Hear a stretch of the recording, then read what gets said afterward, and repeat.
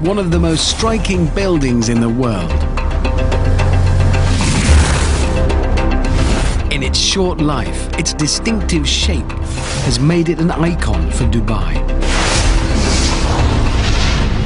Recognized the world over. It's the Burj Al Arab, or Arabian Tower. This is the tallest atrium in the world, 182 meters high. And that's just the beginning of the superlatives in one of the most opulent hotels in the universe. There's enough gold and marble in here to make a rapper look dowdy, but behind the bling are some truly remarkable engineering achievements, and they wouldn't have been possible without the children's game of jacks, an engine cam, the pages of a phone book, a revolution in fire hose design. Look at that! And a camera flash. I see your point that it's a potential problem.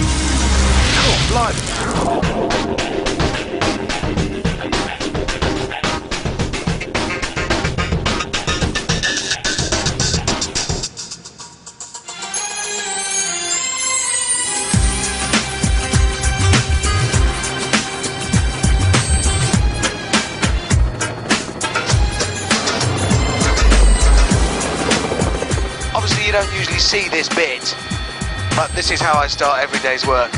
This is how we do things. Arriving by helicopter is par for the course here. Thank you. I'm only doing it to blend in as I'm about to check in. Why not? Thank you. To check out one of the most distinctive architectural achievements in the world. Lovely, thank you. Would you like some Arabic coffee? I'd love some, thank you. Cheers. Inside, the suites really are luxurious cocoons, sheltering you from the desert outside. There really is no sand in here. Unless, of course, if you really wanted, I'm sure room service could oblige. And then, whilst your bags are being unpacked for you, somewhere in your vast suite, you can stride around and look out over the whole of Dubai.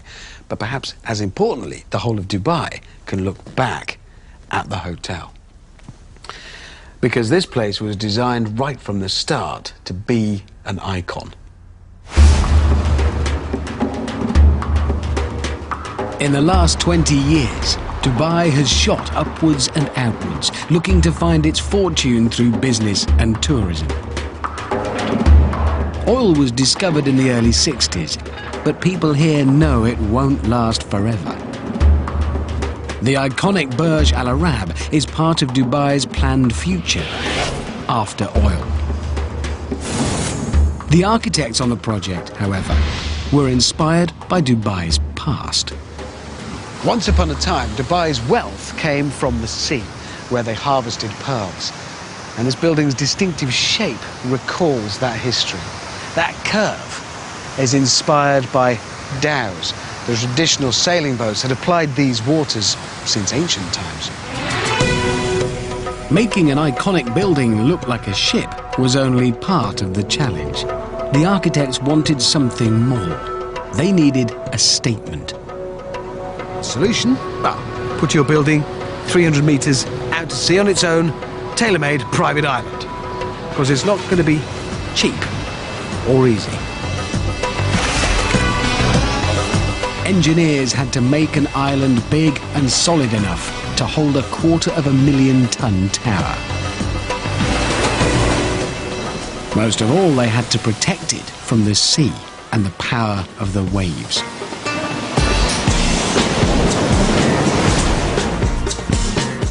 Even this placid-looking gulf can have a dangerous temper, which could easily wash away a man-made island. Back in the UK, I'm going to attempt to show how even a relatively small amount of water can do a surprising amount of damage. I'm going to create an artificial wave. The man in charge of sea defences at the Burj Al Arab was Mike McNichols. And these things can be pretty powerful. Yeah, you know, in the right circumstances, at the right speed, they can just act like a solid. Yeah. Smashing into whatever's there. This plate glass will test the destructive power of our wave. And don't think that this glass is a pushover. It's 10 mil thick. It's the safety stuff they use in tall buildings to stop people falling out. It's more than twice as thick as normal window glass. This is going to represent our wave. It's a ton of water. But it needs one more thing to be like a true wave. You need some, bit of speed to get this thing going, just like a wave, pushing through the air. Our wave will be set in motion by gravity and explosives.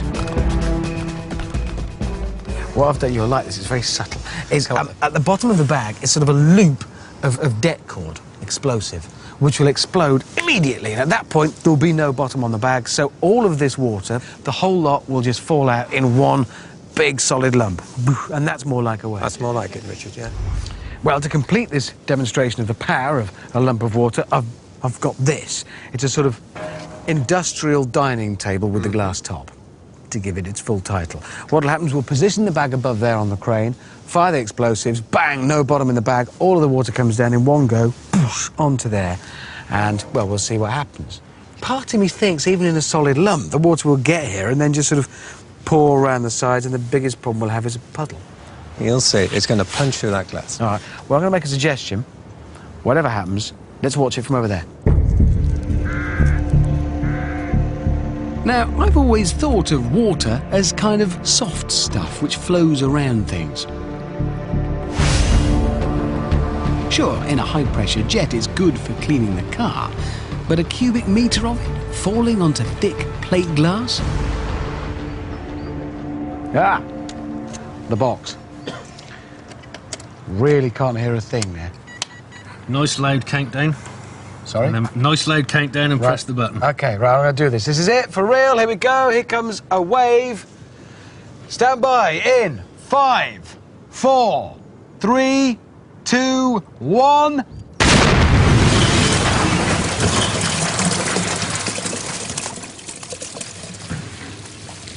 Well, there was quite a big bang. Thank you for the big bang.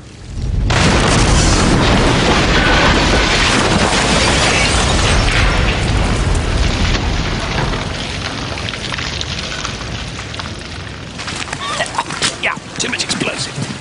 That's really... Well, you can see the thickness of the glass now. It's 10 mil thick.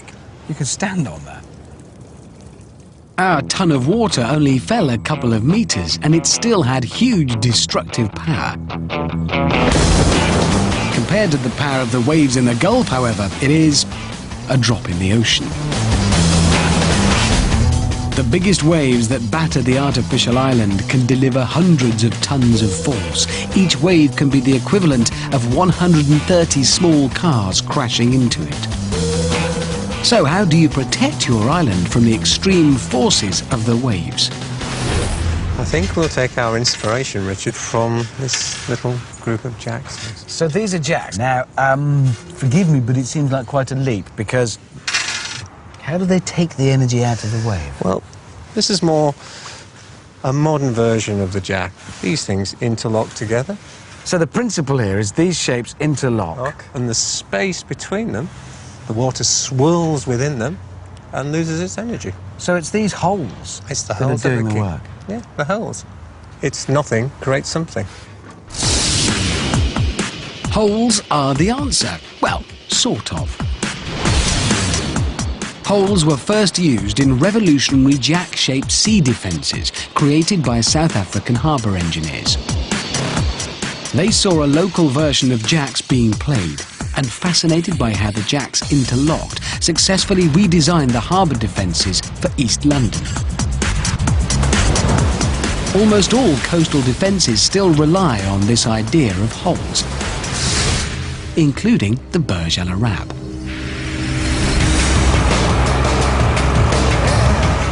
I'm creating a furniture protection system inspired by the sea defences used to protect a hotel, in which spaces are the secret ingredient. Instead of trying to stop waves dead with a wall, the idea was to create a series of spaces, holes, that absorb the energy of the sea.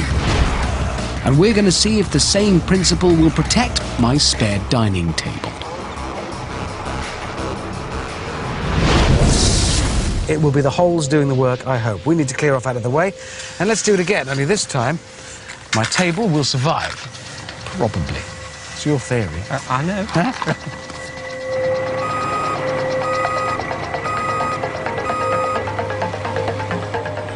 Our homemade defences will use the holes in the tyres to redirect the water. It will swish around and should fall harmlessly at the bottom.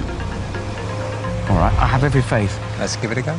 If we've done our homework right, this will save the glass, just as it saves the Burj Al Arab's man-made island. If we're ready, in 5, 4, 3, 2, 1.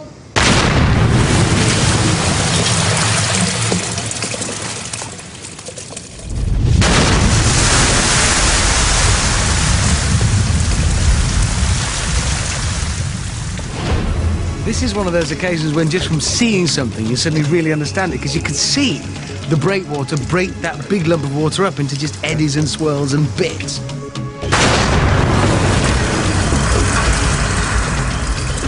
And it really was the holes doing the work. The holes did all the work. Net effect, a protected table, a protected island, a protected hotel. Not that my table isn't important. In Dubai, the Burj Al Arab engineers used exactly the same principle for breaking up waves, except they used concrete, not old tyres. Their defences create a smooth, elegant and uniform shape, suitable for keeping a world-class hotel's head above water. The holes are so good at taking the energy out of waves that the island could be built at just 7.5 metres above sea level. Keeping the island relatively low allows the architects to continue the illusion of a boat on the water. But what I think is fascinating is how the architects completed the boat itself inside the sea defences. Those are just the outer shell of the island. They needed to fill the middle in with something, and they chose sand.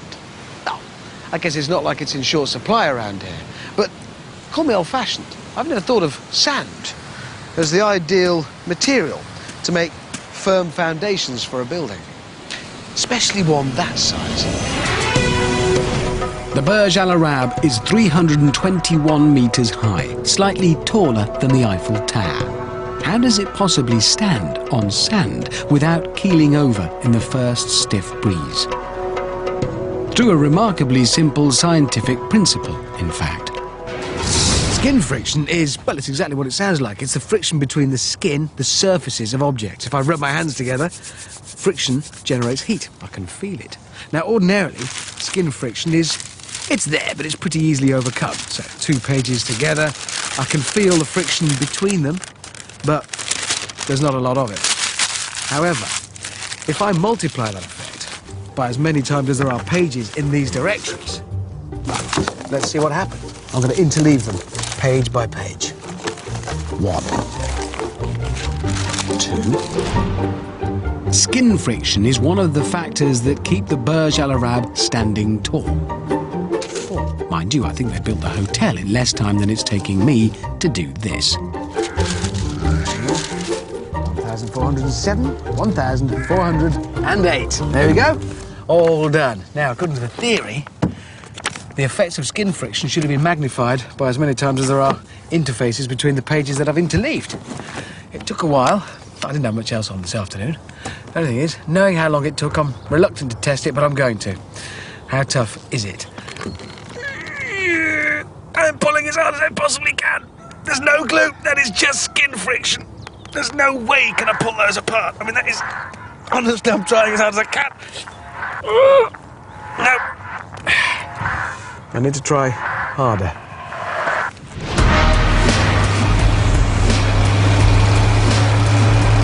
OK, this should be more like it. Obviously, skin friction already doing well just to hold this shackle on. Remember, nothing holding these together, just the friction between the pages. Right, lift it, please. How good is skin friction? I mean, really, how good? Up! OK. Time to demonstrate, if nothing else, my faith in science. Yeah, skin friction. That's all that's holding me up, and the weight of that shackle. Remember, no pins in there, no tape, no nails, nothing. Just friction.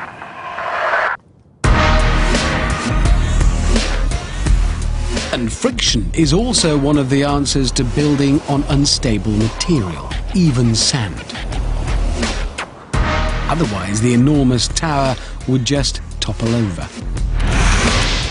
The secret was to use reinforced concrete pile foundations, which are like long nails driven into the ground. They work using skin friction to keep the building in place, even in loose sand. To show how strong pile foundations can be, a simple demonstration. Jar of uncooked rice and a knife. Put knife into rice. That's something called skin friction in action. Skin friction is strong enough to support a 320-metre tall tower on sand. There are 6 miles of concrete piles bored 43 metres into the sand under the hotel to keep it upright and safe. Think of each pile as a page in the directory. Every one makes the bond stronger. Combined, they make the sand as solid as a rock and keep the building standing tall.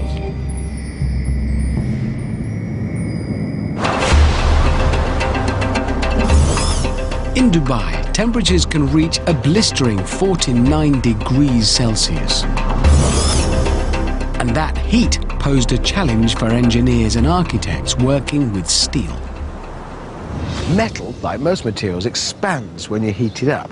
Think about it, if you've got the lid stuck on a jar, warm it up a bit and the metal lid will expand and you can free it. That's a good thing. But if you're working on giant metal trusses and they're expanding and contracting according to the temperature at different times of day and you're trying to fit them together in a very precise way, it's going to be tricky. The Burj Al Arab was constructed using a steel exoskeleton, an external frame. The 6 steel trusses that support the building's weight are up to 85 metres long. That's longer than a jumbo jet. In the desert heat, the lengths of steel could expand by 5 centimetres, which was critical during construction when everything had to come together exactly. These 2 steel triangles will represent the huge steel trusses on the Burj. And they really are huge, 80 metres long, but the principles will be the same even at this scale. So they've been machined very accurately, so they can be fixed together using these fixings. That goes in there, that mounts in the hole. And one here.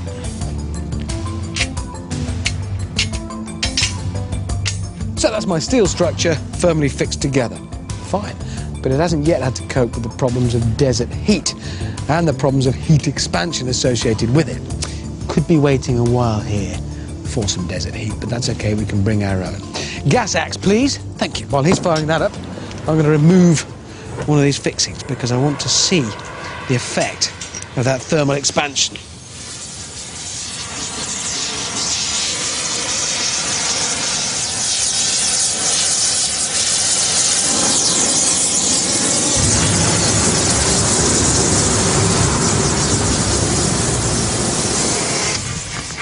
Right.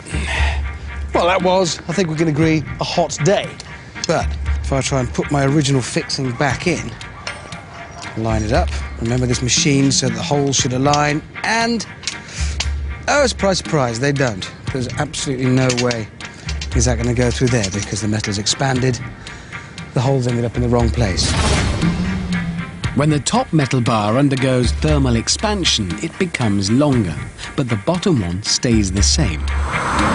This means that the holes in each no longer align. If this were 80 times bigger, imagine the effect it would have then. But what can you do about it? The steel trusses are going to grow and shrink depending upon the time of day and the temperature. That will happen. It could be disastrous. You could end up with the crooked tower. The engineers found an ingenious solution thanks to the cam of an engine. Cams are used, of course, in car engines. You've probably heard of a camshaft. Well, here is one. This is the top of the engine. This assembly here is to operate the valves, which would be in the cylinder bores below. They have to open and close very quickly to let fuel and air in and exhaust gases out. That's where the cams come in. So I'm going to be the engine turning here.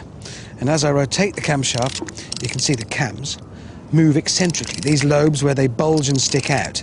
Push down on this assembly here, open the valve, and then shut it. It's a clever principle and one that's been used for a long, long time. The off-centre bulge of a cam allows it to open and close engine valves on each rotation of the camshaft. The builders of the Burj Al Arab borrowed from that idea to overcome the problems caused by extreme desert heat. This fixing, it's called an eccentric fixing. It's been designed using, well, the same sort of principle. This is like a cam inside this hole here, and that gives us the flexibility we need to cope with this heat expansion. So let's put it in, line it up roughly in the big hole there, and if I drop that in, we can manoeuvre it around, and there it is. That lines up perfectly. That's the connection between the engine's cam and our fixings for building in the desert. The eccentric fixing allows the top hole to be moved so that no matter how much the steel expands, it can still be aligned to the bottom hole.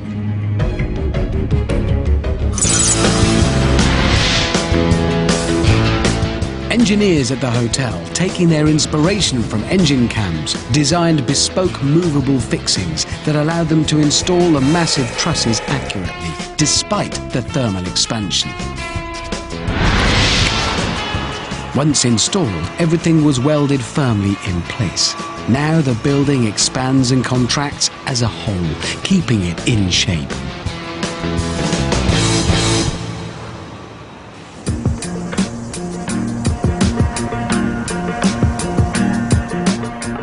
In the baking heat of the desert, one of the ultimate luxuries must be a cool, air-conditioned room. Even when temperatures approach 50 Celsius outside, the interior of the Burj Al Arab maintains a balmy 23 degrees. But keeping it this way isn't as simple as you might think. Creating and maintaining an oasis in the desert presented the engineers with a series of challenges right from the very beginning. The real problem is managing the big difference between temperatures inside and outside the hotel. On a hot day, the difference between the two can be 20 degrees Celsius. Temperature differences create pressure differences. In nature, big pressure differences create violent winds, even hurricanes. Pressure differences affect all skyscrapers. They're especially bad in a structure the size of the Burj Al Arab in the desert. It could literally stop people getting in and out of the building. Back on home soil, Professor of Building Engineering Physics Doug King explains why combining air conditioning, a tall building and a scorching desert can stack up big trouble. So these big temperature differences, although they make life nicer inside the building, they can bring big problems. Absolutely. We're going to demonstrate that with this model, which is a scale model of the atrium at the Burj. I did wonder. It's not as big, is it? No, unfortunately, we couldn't get one that big in here, so we've had to scale things down a bit. We've got a light bulb at the bottom, which is representing the heat gains from people and from the sun shining in through the windows onto the floor. And we've got about 1 kilogram of dry ice on a tray at the top, which is representing the cooling effect of the air conditioning system. And the problem is all to do with airflow. an air pellet will show how the air circulates. Heat from people and the sun through the windows on the ground floor cause the air to rise. The air conditioning cools it down, making it more dense, and the air falls. We've got upflow on the one side, and we've got downflow on the other side. Leaving you with a tall column of cold, heavy air surrounded by the hot desert. Which doesn't sound like a problem. I still don't see why the big problem. If the building stays closed, it's not a problem. The problem happens when we've got this big stack of cold air inside, we've got warm air outside, and it's all being held back by the front door. So why don't you open the door and see what happens? Well, there's a door down here. Open the door and that's see. the one. OK, so I'll open the door. Ooh, yes. What's happening now? See how quickly it's clearing down? You've got this big column of cold air inside, which is much heavier than the air outside, and it's all being forced out through that little opening. So that's on this scale, you can see it's rushing out. That's not just tumbling out because I've opened the door. That's being pushed out. That's right. By this pressure difference. And see how quickly all of that air inside the model has fallen down and pushed the air out through the door. So if that's how it works on this scale, how big a problem does it represent for something the size of Burj Al Arab? Well, for something as big as that atrium, it's 180 metres high, that's an enormous stack of cold air. Very, very dense at the bottom. Opening that door against that pressure is going to be like trying to lift a sack of potatoes. To be more precise, the vast atrium at the Burj Al Arab, combined with the heat of the desert outside, could create the equivalent of 21 bags of sugar pressing against the door. So 21 kilo weight suspended from a pulley. This then is about as tough as it would be to open the door at the Burj Al Arab. I mean, it's not impossible, but it is a bit of a workout. Now, I don't think you want to work out every time you open the door, especially if you've saved up to book a suite. With the largest atrium in the world, this problem is especially acute for the Burj Al Arab. The unwanted stack effect was first noticed with the rise of the skyscraper. Workers in New York and Chicago complained not only of drafts, but that they couldn't even open the doors of their buildings because of pressure differences inside and outside. One solution to the problem is to equalize the pressure inside the building with the pressure outside the building. But that would mean you need to equalize the temperature in here with the temperature out there in the desert. You wouldn't be able to heat or cool the building. And I think having the temperature in here hover around the 40-degree mark does rather spoil the whole idea of an oasis in the desert. The hotel might lose a star or two for that. What you need is a means of getting between two areas of different pressure, outside on the street and inside the hotel, without allowing the pressures to equalize. There was a different solution, and it came from something inspired by a 19th century French coal mine. In 1839, French mining engineer Jacques Triget overcame the problem of moving between two areas of different pressure in waterlogged coal mines. He created the world's first airlock. This is how Triget's system worked. This is my waterlogged ground. Well, it's glass, but you know what I mean. Here's my mine shaft. If I just sink a mine shaft into waterlogged ground like this, well, it's just full of water at the bottom. Nobody can work down there. The answer to that, fairly simple. Seal it at the top. That stops the air getting out, which means the water can't get in. That's all well and good until you need to open the top to let your workers go down the mine. Then it floods with water again. The answer to that one, establish your dry mine shaft, fit an airlock at the top, let your workers in, then once they're safely in, seal it behind them. Everything stays dry, everybody's happy. What they needed at the Burj Al Arab was some sort of airlock so they could separate the pressure inside the hotel from the pressure outside. Sounds complicated, like something off a space station. But in fact, I've just been through it. It's a revolving door. Revolving doors are designed in such a way that there's never a direct opening to the street. The inside is sealed from the outside, even when the door is spinning. First used in Rector's Restaurant in Times Square in New York in 1899, its tagline was "Always open, always closed," because the door keeps a seal even when you go through it.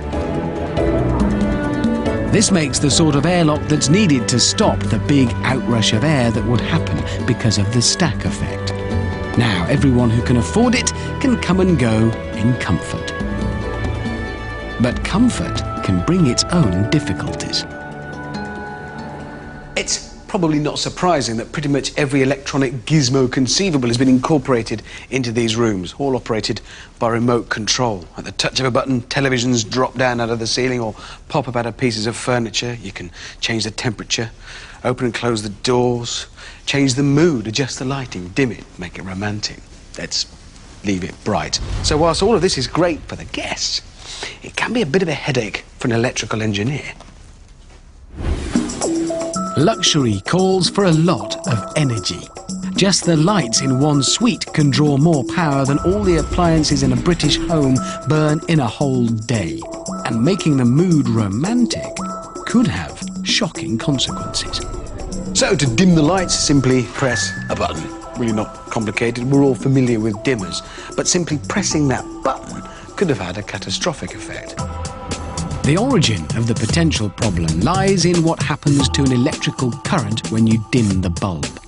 It can heat the wires to abnormal levels and start a fire. To show what can go wrong when you're adjusting the ambience, we're going to check into my own replica of a luxury hotel room.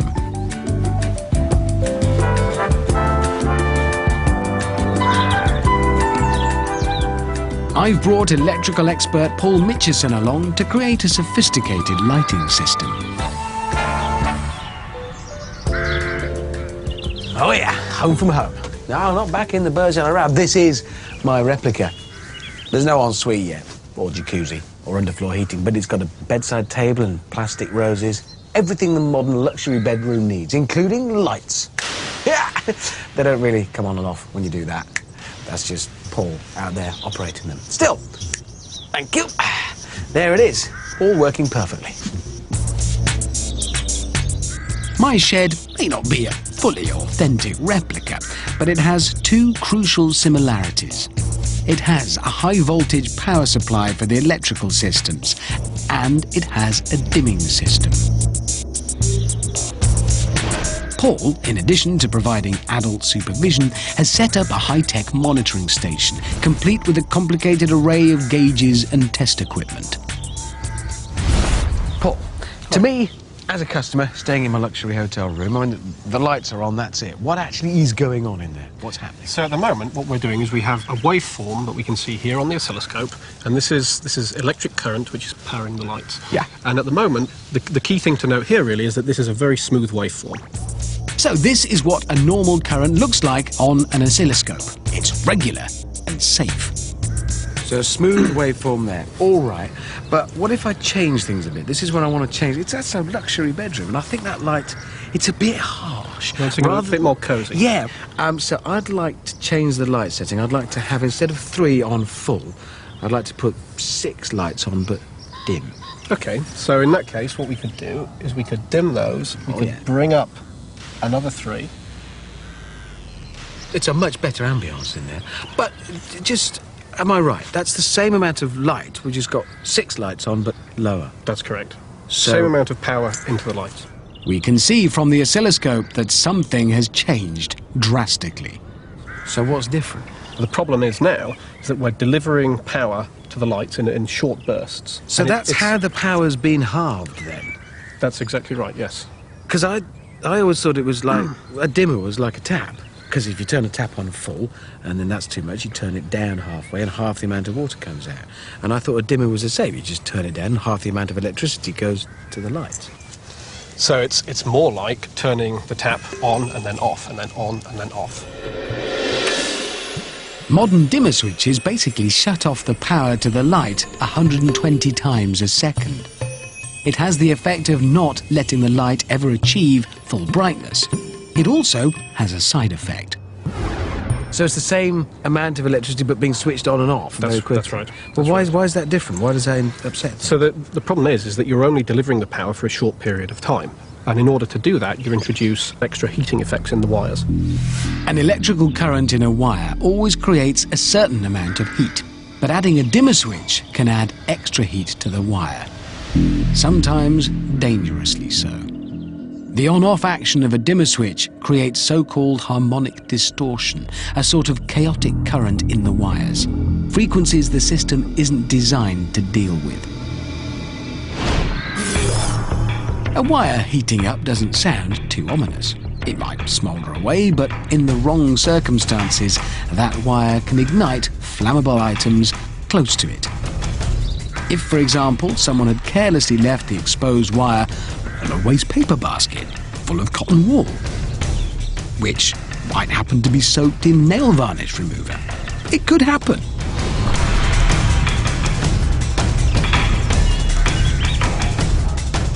With 6 lights on dim, let's see what does happen.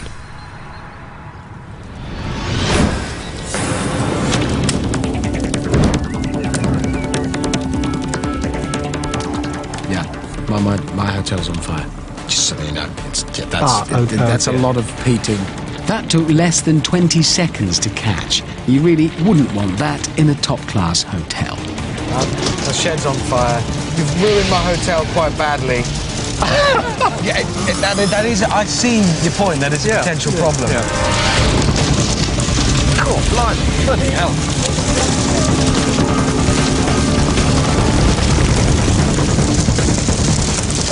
Man, that's hot. Obviously, this is a very exaggerated scenario. Electricians don't generally run exposed wires through flammable bins of cotton wool. But if it is a serious threat, how come dimmers are so common? Why isn't there a fire every time someone wants to change the ambiance? That could ruin the mood. It's because of electrical defences that include part of a camera's flash. Yeah, I do see your point. Yeah, it's not great, is it? My hotel's ruined. So clearly, that needs to be avoided, and it is because they have dimmers, and that doesn't happen. So what's the solution? So the solution is the capacitor that's in the camera flash. So we're all familiar with regular camera. Early camera flashes used explosive powder to create the bright lights. But carrying that around was not for the faint-hearted. They needed a safe, portable alternative. And the solution came in the form of an electrical component known as a capacitor. In cameras, the capacitor stores up energy and releases it all at once, setting off the flash. But in buildings, combined with inductors, they act like filters, removing the chaotic currents that can cause fires. This is a regular, relatively large capacitor. So this is the thing that allows you to take energy more slowly and release it back to the lights. But all that does is it accumulates this energy and then it releases it at a controllable rate and stops that happening. Burning your shed down. I wish I'd known that 10 minutes ago. I'd still have a shed. The Burj Al Arab's capacitors are buried deep in the building. With the inductors, they are the unsung electrical heroes that protect the hotel from itself and its pampered guests. I guess it is a relief to know that when I dim the lights, I'm not going to set fire to the Burj Al Arab. I imagine the bill would be quite big if I did. Yeah, I'd never get that through on expenses. The designers of this amazing building didn't limit the spectacle just to the structure. It is, after all, a hotel, and the guests will spend most of their time inside looking around, not outside looking in. When it comes to earning its keep, this building is all about symbolising luxury and opulence. So what could be the best possible luxury here in a hotel perched in a scorching desert of sand and sea? Yep, fountains. Think about it, a fountain in the desert is the ultimate in opulence. And not just any old fountains, a series of digitally controlled £1 million masterpieces. And whilst fountains are pretty and all that, it takes some surprising engineering to create the flair. You need to be seen to do something extravagant and opulent with the water. And the water features here are an engineering feat in their own right. Mesmerising. Sometimes the water doesn't even look like water. That's because it's not behaving like water. Normal water, that is. Normal water can't move like this does. To allow it to play these tricks, you need to eliminate turbulence. It has to achieve an almost unreal glassy smoothness. Something called laminar flow. Here comes, if you need it, a quick reminder of how water behaves in a flow normally. There it goes. Now that's, well, it's just a mess. That's because of turbulence. There's lots of eddies and flows and swirls in there, which is fine for use here on the farm. But if you want to make those beautiful, polished, glass-like tubes in the fountains at the Burj Al Arab, you need to smooth that flow out. You need to make it laminar. And to do that, the engineers turned to a type of hose used to help put out fires in skyscrapers. The 1930s, buildings grew taller. Firefighters needed to stream water higher to quench towering infernos. A helpful hydraulic engineer realized that turbulence reduced the range of fire hoses because the water flow broke up in air. His invention to smooth out the flow in fire hoses to make it more laminar was the key to the Burj Al Arab's glassy fountains. Right, quick quiet minute before we do the next bit, and we are going to be finding out about this laminar flow business, which as far as I can understand is all about doing, well, what seems impossible. Here's an example, my coffee. Don't worry, they'll get a coffee too once they've earned it. If I stir in the milk, there we go. Stir it all in. There you go. It's all mixed up thoroughly. Wouldn't it be kind of cool if we could unstir it and then be sort of left with a blob of milk and black coffee? So maybe if I stir the other way and... well, no, obviously you can't. That would be turning back time. We haven't yet conquered time travel, and you can't unstir coffee unless you can make water behave in a fully laminar way. Amazingly, however, you can unstir some liquids. Professor Tom Mullen from Manchester University, an expert in fluid dynamics, shows me how. So, Tom, with this device, I'm not sure we're about to spin a salad or do some painting. And what's this got to do with laminar flow, whatever that is, and trying to unstir my coffee? That's your mission, to explain all of that. Oh, well, what you have to do is put these coloured dye into the fluid, and then we'll stir it around and see what happens. All right. The liquid inside is thick, viscous sugar syrup. Yeah, a bit further along here, this direction. Right. And the coloured blobs are the same stuff with food dye added. OK, that's fine. So 3 blobs, good, not much flowing, laminar or otherwise going on right now. Now we have to create the flow, and so to create the flow, what we're going to do is turn that handle, say, 5 times in that direction. Right, so that's fine. It's quite thick stuff, this, isn't it? 1. It's very sticky fluid. 2. Keep going. 3. 4. 5. OK, I've done that. Now it looks like we've created a right mess. It's a mess, yes. It's all gone. What do we need to do, or what you'd like to do, is go backwards the same number of turns. So I'm 5 literally turns. unstirring it. Unstir. I feel Your like coffee. somebody might be having a laugh at my expense. 1, 2, 3, 4. Slow down a bit. Just keep going slowly a bit. Slow it down, slow it down, slow it down. And there you have Look at that! your 3 bobs back again. I've literally unstirred it. That's a great party trick. Thick, viscous liquids like sugar syrup are very smooth, it's easy to make them move in a laminar way. They don't behave turbulently like water, so you can unstir them and make the blobs reappear. If water behaved like that, you could unstir your coffee. To make water flow in a laminar fashion, you need to remove the turbulence with a laminar flow nozzle. Well, the good news immediately is, now correct me if I'm wrong, this would appear to be laminar flow in water. This is laminar flow that's coming out of this nozzle here, whereas this is turbulent flow. The reason you can tell immediately it's turbulent is because you can see it. It scatters the light. And in this case, it's nice and glassy smooth, and it's laminar. OK, so quite a simple difference, really. Neat, tidy and elegant, scruffy and a mess.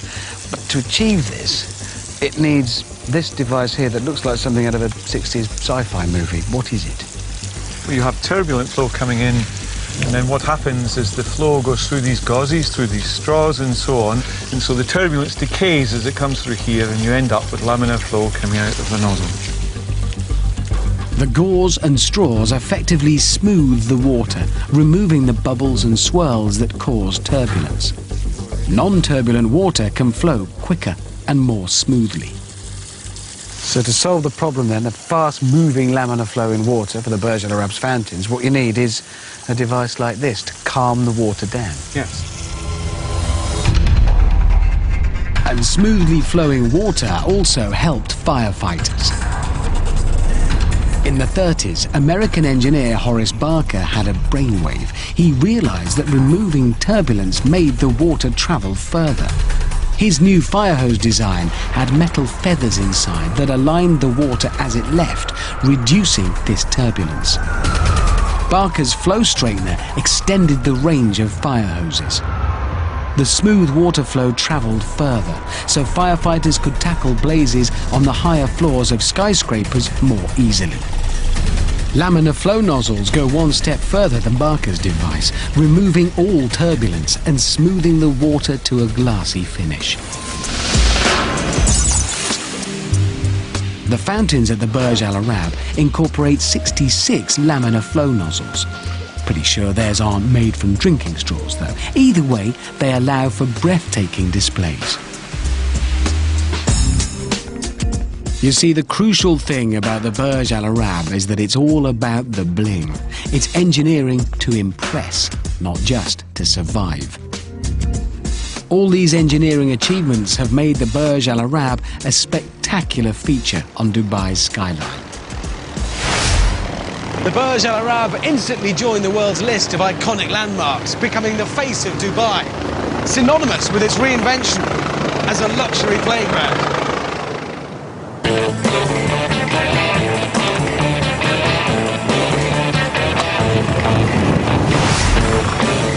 Behind the glitz, the glamour and the spectacular show, there is some amazing and solid engineering. And none of it would have been possible without a game of jacks, an engine cam, the pages of a phone book, a revolution in fire hose design, and a camera flash. You ruined my hotel, man. I'm just...